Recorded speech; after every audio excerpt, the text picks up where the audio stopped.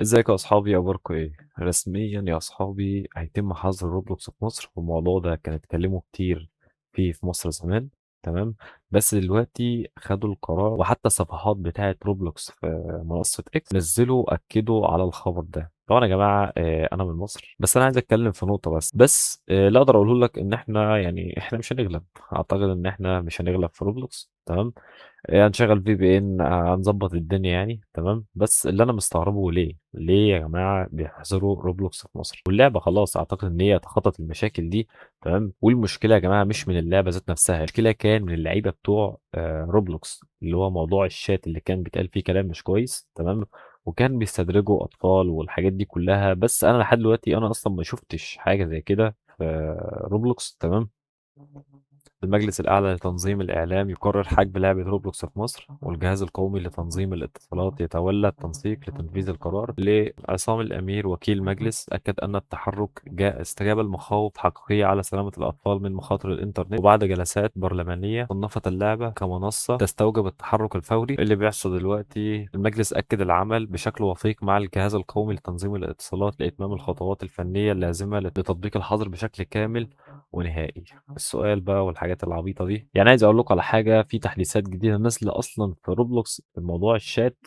لو في حد مفعل الشات، مثلا انا مفعل الشات وفي غيري مفعل الشات، وفي فرق عمر ما بيننا، والشخص مثلا الاصغر مني ده او الاكبر مني بعت رسالة، هتظهر رسالة هنا بس متشفرة. ليه؟ علشان فرق العمر في اللعبة. تسلم يا صديقي والله، بس انا معايا كرييشن، ممكن لو حد دخل معايا اديله الكرييشن دي. فبس يا جماعه، اللي انا عايز اتكلم فيه ليه في حاجات كتير جدا والعاب كتير جدا وحشه في مصر. تمام. او في الوطن العربي عموما، بس مش عارف ليه مركزين مع روبلوكس بالذات. يا جماعه دي روبلوكس، شايفين اللعبه اصلا؟ اللعبه يعني مفيش فيها حاجه، احنا نلعب بلوكس فروت، نجيب سكنات اكواد، الحاجات دي كلها. المشكله مش من روبلوكس يا جماعه، المشكله ان اللعيبه بتوع روبلوكس، وزي ما بقول لكم ان روبلوكس اصلا منعت الحاجات دي كلها. الشات بيتفتح عند سن معين.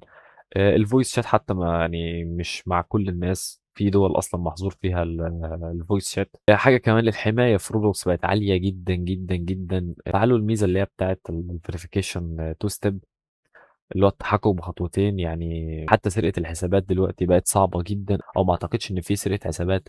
عايز اقول لكم برضو ان روبلوكس حتى اترفع عليها قضيه من امريكا، واعتقد تقريبا اللعبه دي امريكيه. روبلوكس هتحظر على، فلما كان روبلوكس اترفع عليها قضية من ولايات كده معينة في أمريكا، تمام، روبلوكس كسبت القضية. وكنت نزلت فيديو مخصوص عن الخبر ده. فالأسباب اللي بتقولها مصر هي الحماية للأطفال، ومش الحماية للأطفال يا جماعة، ما عادش في الكلام ده والله. حماية للأطفال إيه بس؟ دي روبلوكس في ناس متربية عليها، اللعبة مفيش فيها أي حاجة. لو حد شاف حتى يا جماعة حاجة مش كويسة في روبلوكس يكتب لي في الكومنتات عادي يعني. بس أنا بقول لكم أنا بلعب روبلوكس دي من زمان جدا، وكان عندي أصلا قناة على اليوتيوب تانية. تمام. غير القناة دي، القناة التانية دي كان فيها داخلة على حوالي 15,000. بس أنا حبيت إن أنا أشتغل في القناة دي وأبدأ قناة تانية، وحتى ممكن أسيب لك اللينك بتاعها أسفل الفيديو. القناة دي أنا ما كنتش شغال عليها، كنت شغال عليها زمان، كنت بعمل محتوى عن روبلوكس بشكل عام، مش محتوى مخصص عن ماب بلوكس فروت. انا القناه دي مخصصه اكتر لماب بلوكس فروت، بس ممكن انزل سكنات اكواد حاجات زي كده مثلا ممكن تفيد اللعيبه اصلا بتوع بلوكس فروت ان هو يدخل اللعبه بسكن معين وكده. يعني زي ما بقول لكم يا جماعه، انا شايف الموضوع ده ظالم ناس كتير. بس اللي انا عايز اقول لكم يعني بنسبه كبيره قوي مش هنغلب، والقرار خلاص اتاخد يا جماعه. يعني قرار خلاص اتاخد عندنا في مصر. وزي ما بقول لكم الصفحات بتاعت الاخبار في منصه اكس بتاعت روبلوكس، تمام، نزلت واكدت على الخبر ده. هما بيقول لك دلوقتي حاليا بيعملوا ايه؟ تواصلوا مع شركات الاتصالات اللي عندنا، تمام، علشان تحظر اللعبه في مصر. فبس زي ما بقول لكم احنا يعني في حاجه اسمها في بي ان، ما تقلقوش يعني، ان شاء الله مش هنغلب في الموضوع ده. تمام. وانا مش هوقف محتوى في روبلوكس خالص، حتى لو روبلوكس اتحظرت في مصر اكيد هنلاقي لها حل. غير ان انا والله كنت متحمس ان يبقى في عالم رابع بقى والحاجات دي كلها. بس يعني يلا الحمد لله احنا ان شاء الله مش هنغلب. لو انت اول مره تشوف القناه دي، فانا بقدم محتوى جامد جدا عن بلوكس فروت، بنزل فيها كل الاخبار، الاكواد، عامل فيديوهات اكواد.